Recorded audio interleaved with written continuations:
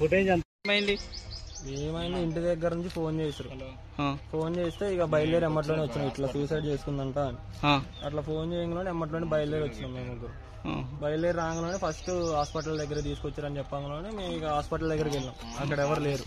అక్కడ ఎవరు లేకపోతే మనం మళ్ళా ఇటు వచ్చినాం కాలేజ్ దగ్గరికి. కాలేజ్ దగ్గరికి రాగానే కాలేజ్ దగ్గర ఇట్లా వీళ్ళని వాచ్మెన్ అడిగితే వాచ్మెన్ అసలు ఏం చెప్పట్లేదు, ఆన్సర్ ఏమి ఇవ్వట్లేదు. కాలేజ్ వాళ్ళు ఏం ఆన్సర్ ఏమి ఇవ్వట్లేదు, ఏం చెప్పట్లేదు అంట. ఫోన్లు ఎత్తట్లేదంట, వార్డెన్ ఫోన్ ఎత్తట్లేదంట, ఏం చెప్పట్లేదు.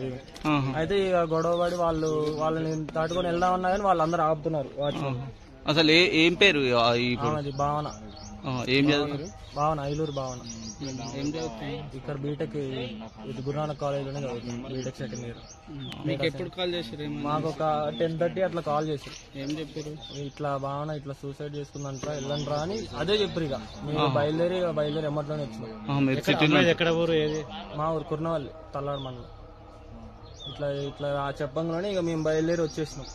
ఇక ఏమైతారు మీకు? మాకు అంటే మా ఇంటి దగ్గర అమ్మాయి. నీ పేరు ఏం పేరు? నా పేరు రామకృష్ణారెడ్డి.